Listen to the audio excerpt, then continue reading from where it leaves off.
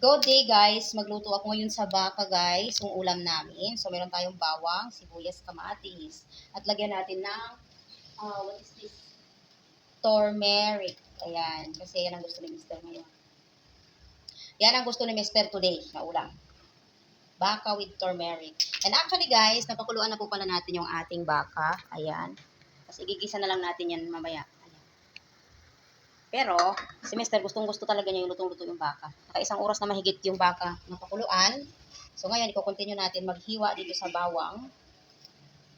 Ayan. Sibuyas. Hiwain natin yung sibuyas na chunk slice.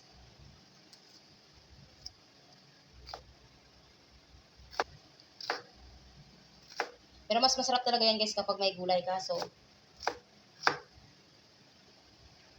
si Mr. talaga, kapag gusto niya walang gulay, wala talagang gulay. No choice po ako. Wala nga naman susunod ko ang gusto ko. Diba? Tapos, gusto mo, susundin mo, tapos hindi pala siya kakain. Ikaw lang kakain sa niluto mo.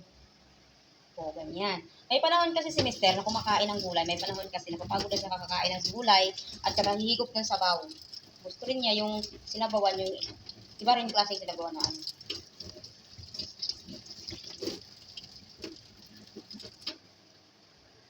At gigisahin natin ng maayos mamaya itong kamatis hanggat sa mag-color orange na yung ating sabaw.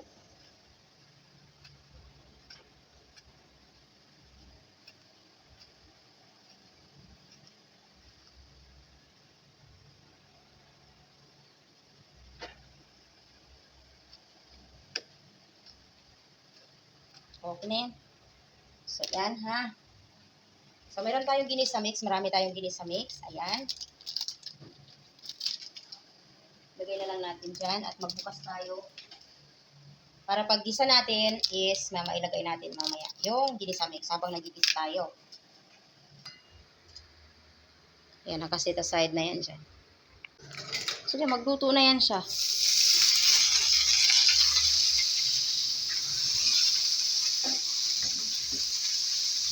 Kukrom. That is right.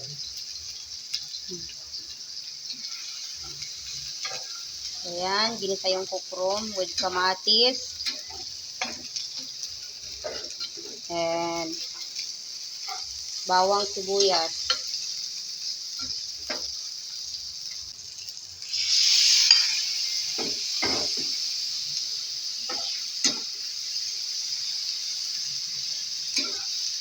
It's more if you want. No, you need to put water into it after it because it's too much blood. Because you need frying the ano. And after that, return the ano sabaw here. Yeah. Tama na yan.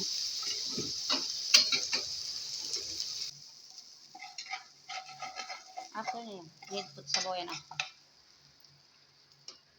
Put down. Check na natin yung ating baka. Ayan. So, ito na siya guys. Sarap. Masarap.